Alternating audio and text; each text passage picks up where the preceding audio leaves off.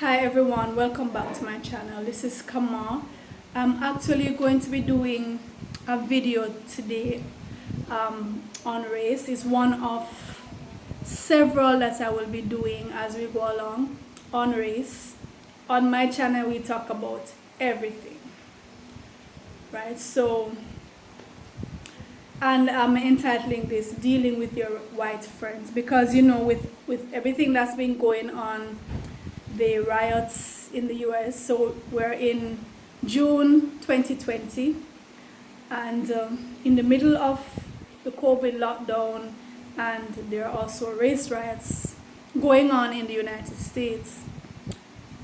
Now, race is a very touchy topic, very sensitive topic.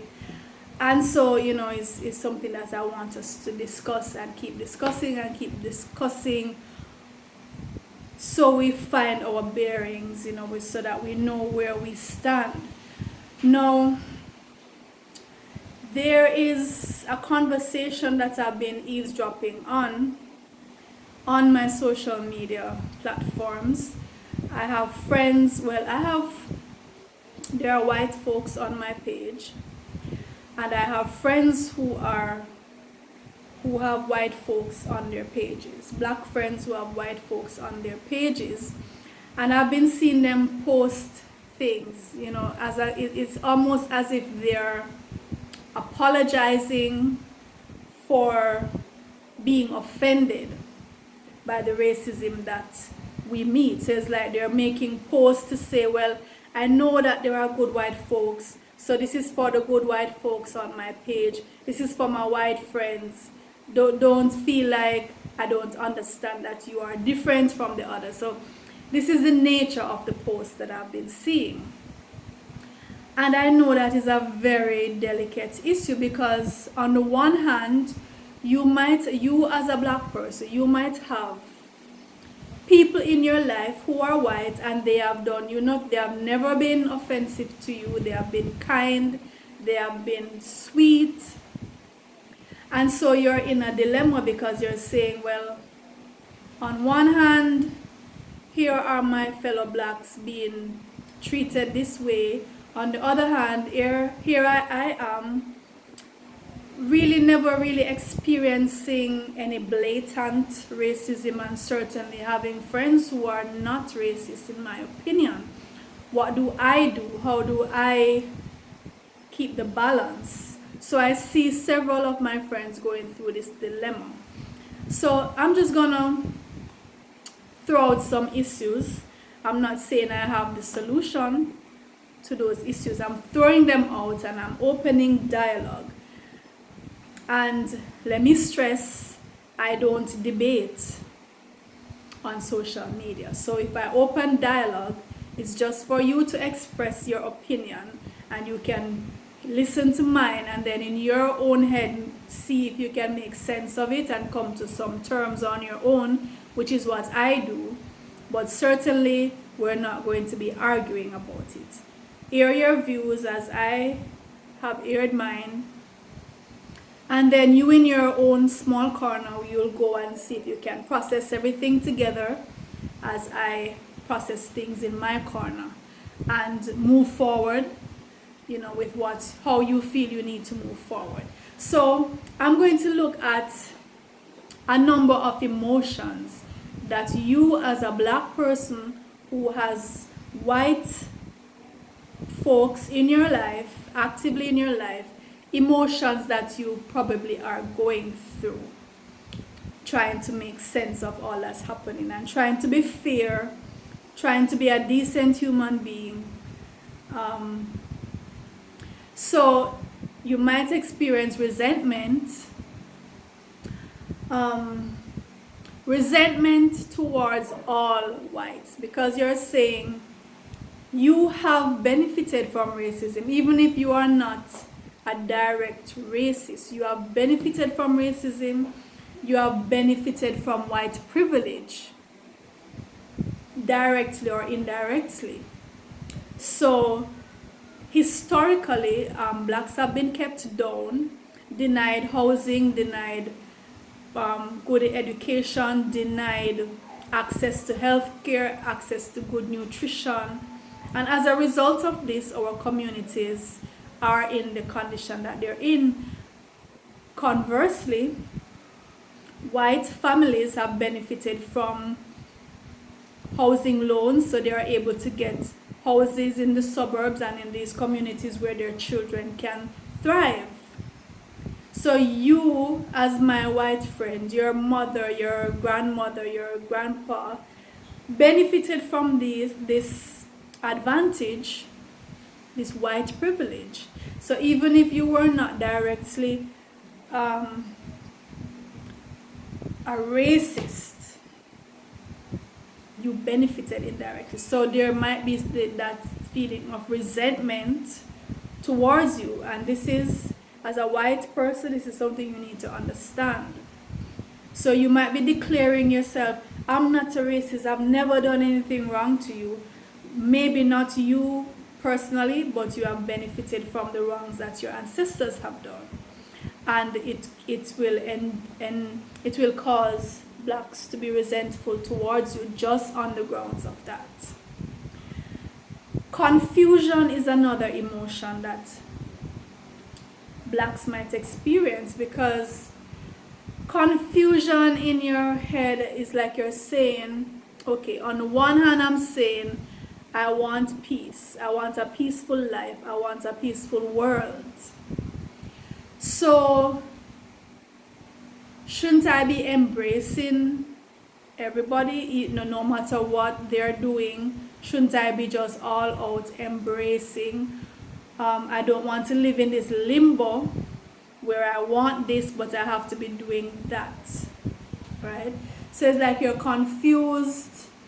You don't know if you should be a militant activist, or you should keep insisting that whites can change, white can be better. We're going to have world peace eventually. So some blacks can actually be confused as to how to proceed, right? Pity. You can have pity because, listen, around the world, the white race is public enemy number one. If you are a member of the white race, you are public enemy number one around the world because of what your ancestors have done historically. The conquest of nations, the conquest of so-called native peoples is irrefutable. Conquest, capture of land, subjugation of people, starting wars, plundering, right? So to be born in a race where you have that over your head, and wherever you go in the world you are seen as the conqueror, the person who came and disrupted the civilization that was there, it's a pitiful state to be in.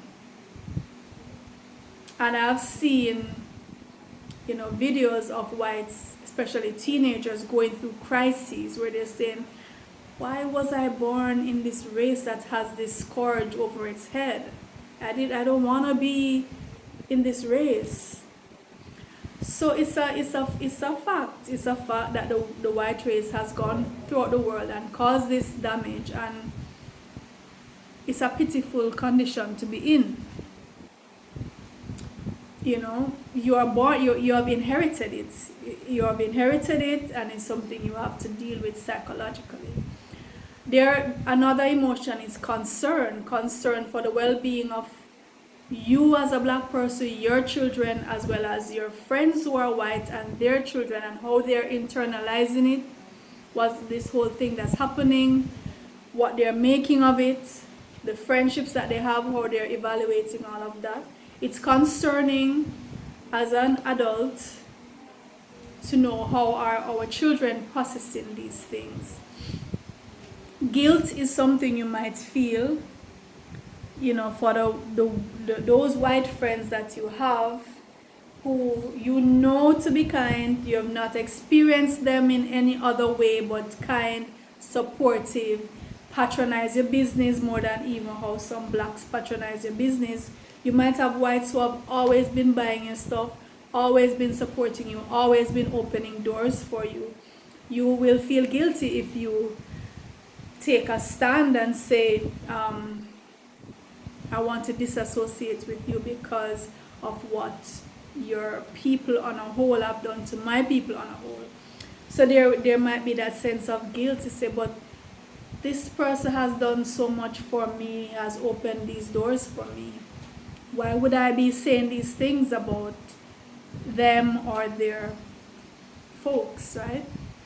And this sense of, you might feel a sense of hypocrisy towards your ancestors who went through so much and gave up their lives in many cases for your freedom, fighting for your freedom, and also a sense of guilt for the contemporary blacks who have gone through police brutality. We see them on the news, we call their name, we speak their names. Countless blacks who are now, because of the advent of the video, everybody has access to video, and so we're seeing it play out. We know the names, we call the names. So you're saying if you don't take a stand, are you not being a hypocrite to those who have given up their lives? This is something that blacks would be tossing around in their heads. Am I a hypocrite if I'm not out there actively taking a stand and doing? If I try to be a pacifist, is that spitting in the face of my ancestors?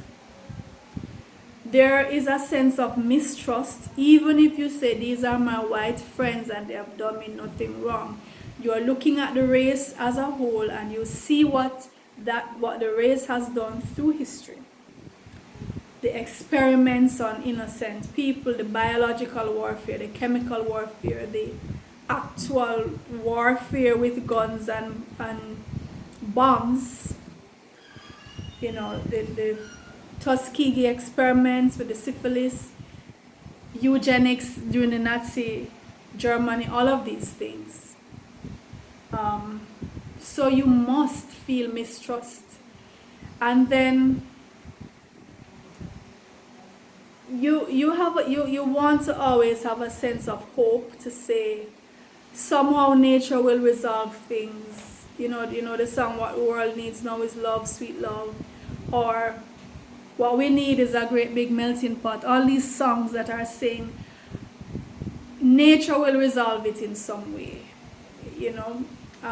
Nature will evolve things in some way to resolve the problems and without bloodshed. Some blacks would have that sense of hope, the dawning of the new age and everything will be all right, and the kumbaya, that kind of syndrome.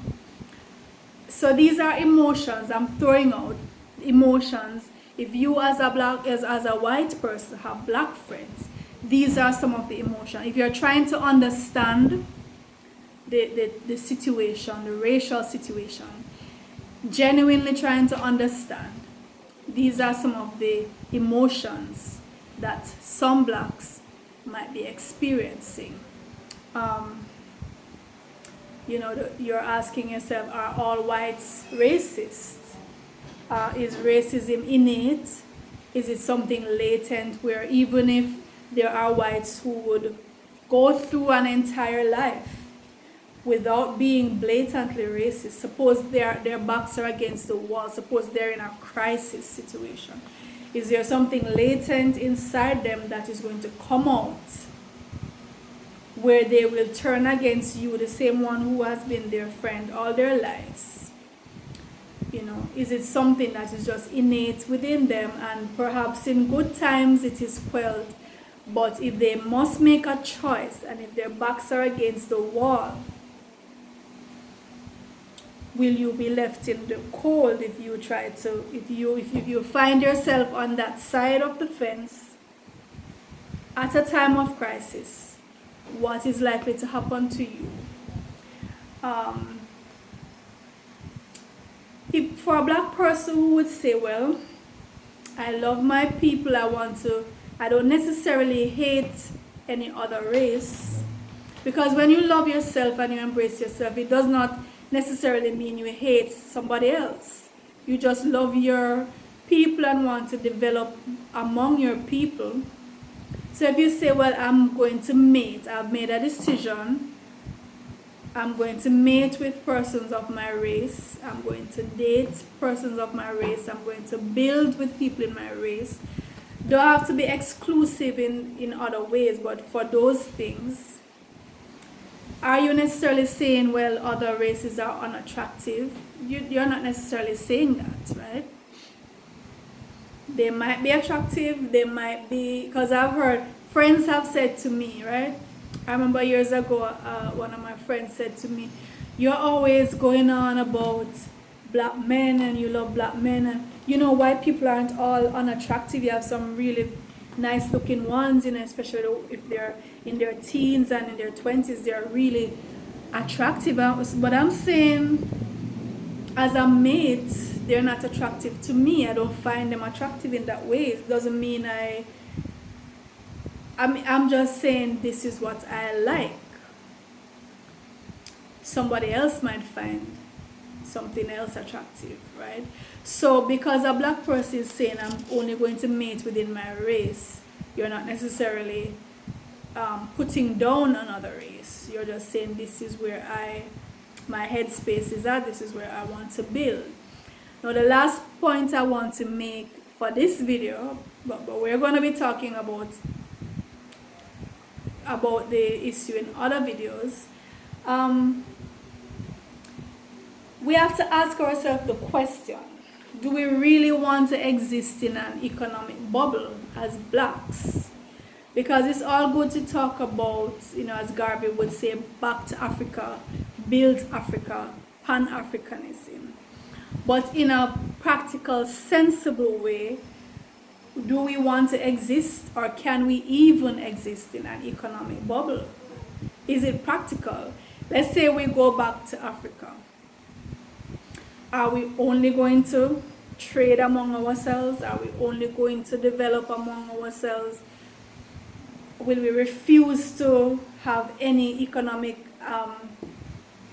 interaction with anybody else? To me, that does not seem feasible. It does not seem practical, and it might not even be beneficial. You know, so I remember Sadhguru was talking the other day about politics, and he was saying businessmen should be the politician. Businessmen should be the president and the prime minister, because in the eyes of a businessman, economics is his concern, and he will trade with, once you have the money, he'll trade with you. He doesn't care your nationality, he doesn't care your race, he doesn't care your ethnicity, he doesn't care what your private, whether you're gay. He just wants to know, if are you willing to do business with me, I'll come. Right? So as an author, for example, as an author, do I only want black persons to buy my books? No. I don't just want black persons to buy my books. And I can't imagine, you know, so I'm saying, when we sit down and we say things, or we make plans, development plans and so on, we need to be really, we can't be naive, we can't be unrealistic. We have to try to be pragmatic and sensible and really decide what is it that we want. So I'm going to end it there, and as more thoughts come to me, you know, I'm always going to be doing videos. So throwing that much out right now, and let me know your thoughts on those points. Let me know your thoughts. Just comment. Let me know your thoughts on what I have said, if you have any thoughts on what I have said.